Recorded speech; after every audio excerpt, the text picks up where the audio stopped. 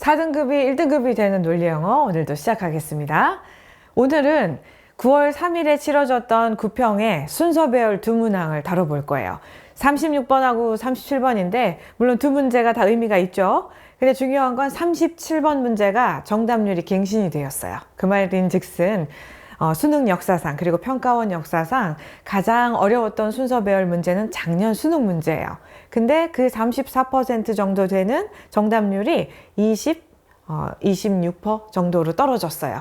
자, 정확한 수치는 이따가 보실 건데 그만큼 37번 순서별 문제가 그만큼 어려웠다는 것을 의미해요. 자, 그러면 여기서 의문이 드는 게 36, 37번 37번은 정답률이 갱신이 됐어. 그러면 이렇게 어려운 문제들이 올해 처음 생겨난 거냐? 자, 그건 아니에요. 우리가 어디에선가 다 봤던 문제들이야. 그리고 어디에선가 봤던 그 문제들은 전부 기출이에요. 그래서 기출 분석을 하고 이 문제들을 보셨다면 아마 수월하게 풀렸을 거라고 생각이 됩니다.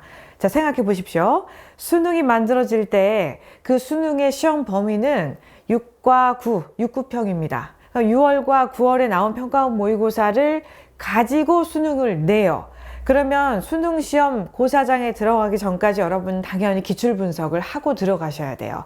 오늘은 올해 구평 문제가 이렇게 나왔는데 그에 따른 기출 분석까지 함께 들어갈 거예요. 그래서 꼭 그 기출들을 눈에 담아 가시고 그리고 어떤 구조와 형식으로 올해 구평 문제와 똑같았는지를 한번 비교 대조해 보십시오. 자, 그래서 36번 먼저 들어가시게요. 자, 그런데 요거를 먼저 보시게요. 순서 배열 문제가 2023학년도 수능 문제에서 35%였어. 근데 이게 작년 수능에서 34%야. 그럼 떨어졌죠.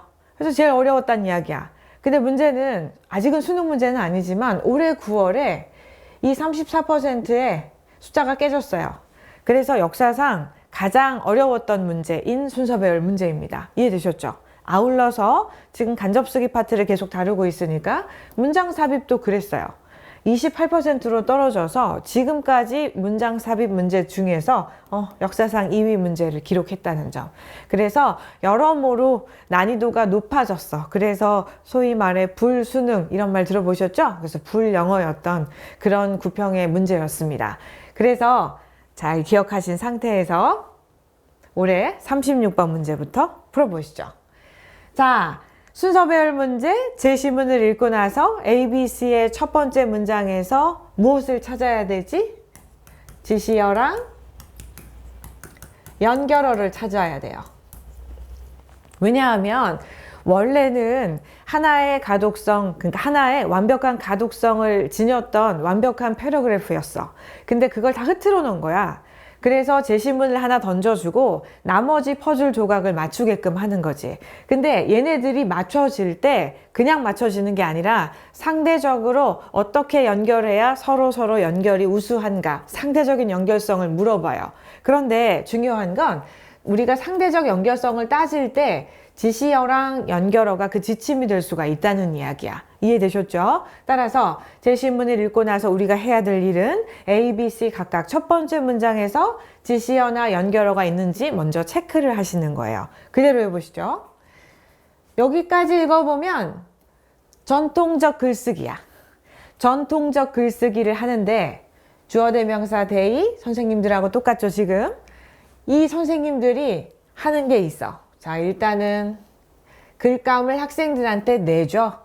그리고 선생님들한테 뭐 하게끔 해? 선생님들이 학생들한테 브레인스토밍을 하게끔 하는 거야. 자, 그 다음에 자, 다 했으면 이제 글로 써봐 이렇게 이야기해요. 여기서 중요한 건 또 놓치면 안 되는 건 선생님들이 개입하지 않아. 여기까지 이해되셨습니까? 자, 제시문은 전통적 글쓰기 이야기하고 있고 전통적 글쓰기 할 때 선생님들이 하는 일 토픽을 던져준다. 학생들한테 브레인스토밍 하게 해서 글을 쓰게 한다. 그리고 선생님은 개입하지 않는다. 요약되셨죠? 그런 상태에서 A, B, C 가세요. 첫 번째 문장을 봤더니 뭐가 보여? On the other hand가 보이네. 언제 씁니까? 대조로 쓰이는 연결어예요. 대조의 연결어 나왔고 그리고 그 앞에 in process writing이 나왔으니까 이번에는 과정 중심 글쓰기야. 우리 아까 뭐 봤지? 전통적 글쓰기 봤지. 근데 process writing은 뭐야? 과정 중심 글쓰기야. 자, 그러면 on the other hand에 의해서 자, 대조로 지금 잘 연결이 되고 있습니다. 그런데 이 제시문 다음에 A를 바로 붙여야 될지 아니면 B, C를 더 봐야 될지는 한번 더 두고 보셔야 될 것 같아요. 자, B로 갔더니 뭐 특별한 쓸만한 녀석들이 안 보여요. 자, 활용할 만한 지시어나 연결어를 먼저 찾는 게 중요해요. 자, 요 선생님 여기 디스가 나왔는데요. 여러분 잘 생각해 보세요. 이러한 방식으로. 그래, 이러한 방식을 찾는 것은 중요하지. 그런데 이러한 방식으로의 이 this라는 한정사는, 이 지시어는 잘 생각해 보세요. 앞에 어떤 문장이나 어떤 어구들이 있으면 그걸 그대로 받으면 돼.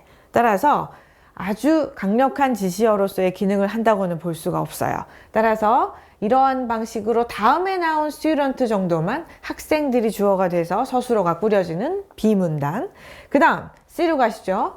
C로 갔더니 어머 반가운 게 보이죠? subsequently가 보여.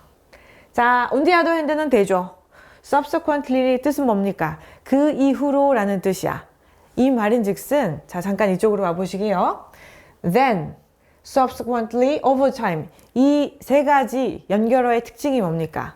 이제 부사의 기능을 하고 동시에 연결어의 기능을 하지. 자, 특징은 선후관계를 파악할 수 있게끔 도와준다는 거예요. 선생님들이 앞에서 뭔가를 했어. 그 다음에 그 이후로 선생님들이 이거를 해. 이렇게 나오는 거야. 그러니까 C 앞에서는 선생님들이 어떤 행위를 한다. 혹은 선생님이 주체가 되어 서술어가 꾸려지는 그러한 문단을 찾으셔야 돼요. 자, 그래서 봤더니 자, 제시문에 전통적 글쓰기에서 선생님들은 토픽 주고 브레인스토밍 하라고 하고 글을 쓰게끔 하고 선생님은 개입하지 않아. 그 이후에 선생님들은 아이들이 쓴 작품을 컬렉트하고 그 다음 평가해. 어울려 안 어울려요? 어울리죠. 그래서 아주 상대적인 그 연결성이 아주 우수하다고 볼 수 있습니다. 그래서 자, 계속 가보시게요. 선생님들이 일단 수업에서 평가를 했어. 근데 여기도 나와. 요거를 하나 놓쳤었네. such instruction이 있어. 잘 보시면 그러한 지시야. 그러한 지시. 여러분, such 다음에 이렇게 명사가 나오면 그러한 명사라는 뜻인데 그 명사를 앞에서 찾을 수 있어야 돼. 근데 우리 제시문 다음에 C가 온다고 했잖아. 그러한 지시를 여러분이 여기서 찾으면 오케이. 근데 그 지시가 뭐야? 여기 이렇게 되어 있는 거잖아. 따라서 연결이 된다고 볼 수 있습니다. 그래서 그런 지시는 자, 결과 중심적이야. 또 선생님의 involvement 뭐예요? 개입이라는 게 없어야 돼. 자, 그럼 여기서 선생님 개입 없어 아까도 보지 않았습니까? 따라서 한 번 더 제시문 다음에 C가 올 수밖에 없는 까닭은 연결어 subsequently가 일단 들어갔고요. 그 다음에 such instruction에서 instruction의 세부적인 내용들을 제시문에서 확인할 수 있고 그 다음에 또 하나 선생님의 개입이 없어. 어디에서? 전통적 글쓰기 방법에서. 이해됐죠? 따라서 여기서 C는 당연히 제시문 다음에 올 수가 있겠습니다. 무려 세 가지 지금 논리적 근거를 제시를 했죠. 자, 그 다음으로 가는데 잘 보세요.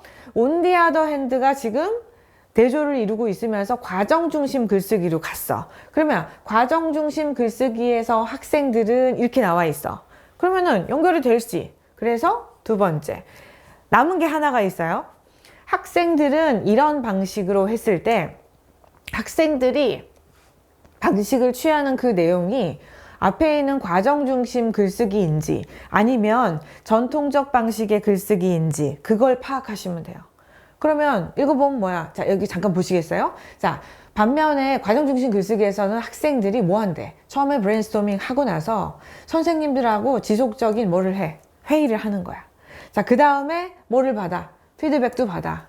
피드백 받고 나서 뭐를 하지? 내가 썼던 것을 다시 수정해. 과정 중심 글쓰기.